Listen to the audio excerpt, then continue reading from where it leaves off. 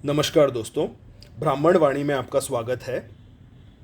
जैसे कि आप जानते हैं, इस चैनल पर हम आपको काल गणना और उसके हिसाब से आने वाले महत्वपूर्ण दिनों के बारे में बताते हैं। We tell you what to do on those days, कैसे व्रत करना चाहिए, क्या करना चाहिए।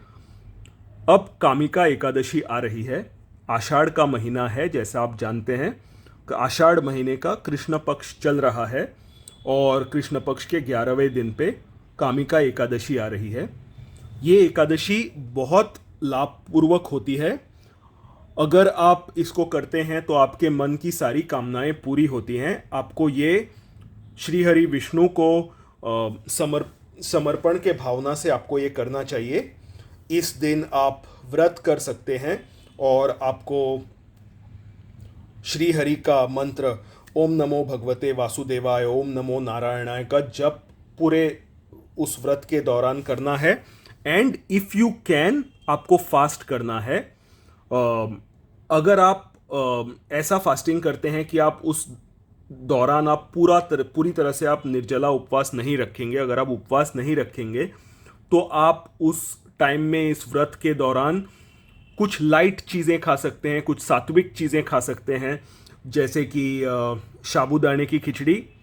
लेकिन कोई भी मसाला, हल्दी उसमें नहीं होनी चाहिए। उसमें आप लहसुन और जिंजर गार्लिक का इस्तेमाल बिल्कुल नहीं कर सकते। ये सात्विक खाना नहीं होता है। आप कांदा भी नहीं खा सकते। तो यू हैव टू मेक, अगर आप साबूदाने की खिचड़ी बना रहे हैं तो you have to make it so कि उसमें ज़्यादा मसाला, आप उसमें मसाला नहीं डाल सकते। आप उसमें कांदा या लहसुन ये नहीं डाल सकते। If you have problems with gas तो आप ये व्रत ना करें। अगर आपको माइग्रेन ट्रिगर होता है फास्टिंग से तो रिफ्रेन फ्रॉम फास्टिंग। मेरी एडवाइस होती है कि जनरली फास्टिंग कर रहे हैं तो पूरा फास्टिंग करना चाहिए। अगर नहीं तो कोई बात नहीं, आप उस दिन भगवान की पूजा भी कर सकते हैं। उस तरह से भी आप इस एकादशी को कर सकते हैं। तो now we will look at what it is.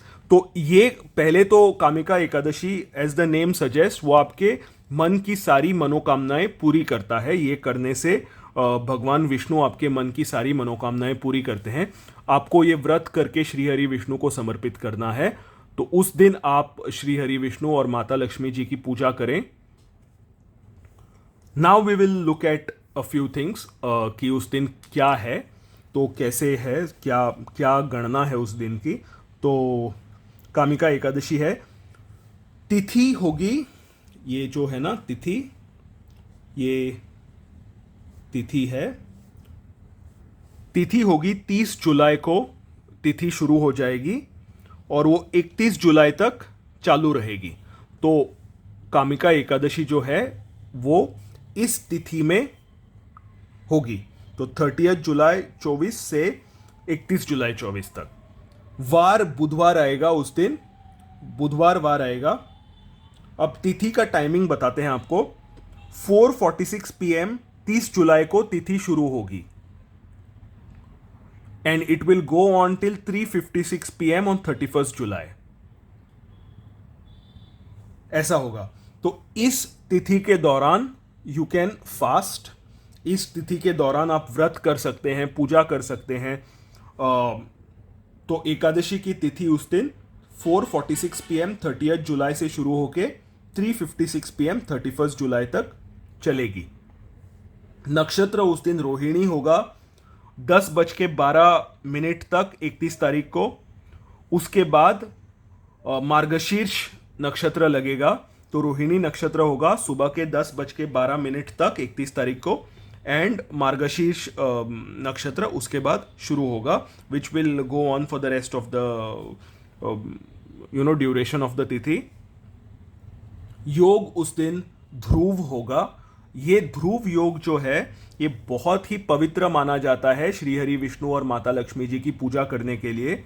2:14 तक ये योग रहेगा 31 तारीख को।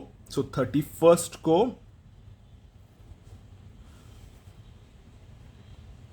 2:14 तक ध्रुव योग रहेगा। तो ये बहुत ही अच्छा और बहुत ही ऑस्पिशियस टाइम माना जाता है श्री हरि विष्णु और माता लक्ष्मी जी की पूजा करने के लिए।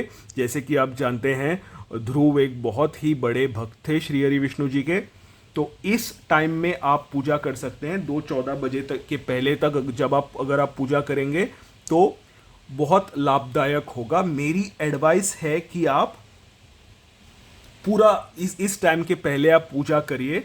और ठीक है, आपको और बताते हैं, रुकिए, आपको एडवाइस और देंगे। कर्ण उस दिन बलव कर्ण होगा, तो आप इस दौरान आपको फास्ट करना है। और एक बात याद रखिए, 356 के बाद द्वादशी शुरू होगी और द्वादशी के कार्यकाल में ही, द्वादशी के तिथि काल में ही आपको आपका फास्ट तोड़ना है। ये बहुत ज़रूरी बात है, क्योंकि बोलते हैं कि अगर कहा जाता है कि अगर एकादशी का फास्ट आप रख रहे हैं ना, तो द्वादशी के तिथि में आपको वो फास्ट तोड़ना है। अगर आप वो फास्ट वो व्रत अगर उस टाइम में अगर आप उस व्रत को नहीं तोड़ेंगे, उसका पारायण नहीं करेंगे, तो जितना पुण्य आपको यहाँ पे मिलता है उसका डबल पाप आपको लगता है। So you have to break your fast. आपको आपके व्रत का पारायण करना है इन द द्वादशी तिथि। सो 3:56 PM, कुछ टाइम जाने दीजिए, मे बी 4 PM को 31 जुलाई 4 PM के बाद आप फास्ट को तोड़ें, या you can wait till sunset, वैसा भी आप कर सकते हैं, वैसे भी कर सकते हैं आप। लेकिन 3:56 PM को उसके बाद 4 बजे के बाद मोस्टली आप फास्ट को तोड़िए, थोड़ा सेफ टाइम दीजिए। तो 4:56 PM से थोड़ा पहले स्टार्ट करिए अपना फास्ट, मे बी 4 बजे अपना फास्ट या फिर 4:30 बजे अपना फास्ट शुरू कीजिए और 4 बजे अगले दिन अपना फास्ट आप तोड़िए। सो 4 PM ऑन 31 जुलाई के उस टाइम के बाद आप अपना फास्ट ब्रेक कर सकते हैं। तो बहुत ही ऑस्पिशियस दिन है, आपके मन की सारी मनोकामनाएं पूर्ण हो सकती हैं इस एकादशी के व्रत से। ये भी कहा जाता है कि अगर आपने पूरे भक्ति भाव से ये व्रत किया तो वैकुंठ के दरवाजे आपके मृत्यु के बाद आपके लिए खुल जाएंगे और आप विष्णु लोक में चले जाएंगे। तो बहुत ही ऑस्पिशियस दिन है ये, to perform this fast, to perform ये व्रत करने के लिए बहुत ही ऑस्पिशियस दिन है। तो इसका पूरा लाभ लीजिए। If you cannot do fasting, I will be doing निर्जला उपवास ऑन दिस डे। अगर आप निर्जला उपवास नहीं कर सकते हैं, आप जल पी के उपवास कर सकते हैं, नो प्रॉब्लम। आप अगर आपको फास्टिंग नहीं होता तो आप साबूदाने का ये खा सकते हैं, आप केले खा सकते हैं, आप कोई सात्विक फ्रूट खा सकते हैं। ये खा के आप अपना दिन गुजारा कर सकते हैं, if that you can do. So that's it. If you have any questions, please leave them in the comments below. I really hope I can get to a place where I have internet और मैं ये upload कर सकता हूँ 30 तारीख से पहले, at least 29 से पहले। आज 27 तारीख है, तो before that I want to upload this. I really hope I can get you this information in time. वक्त रहते आपको मैं ये जानकारी दे पाऊँ, ये कामना करता हूँ। Thank you guys for watching, and I will see you in the next one.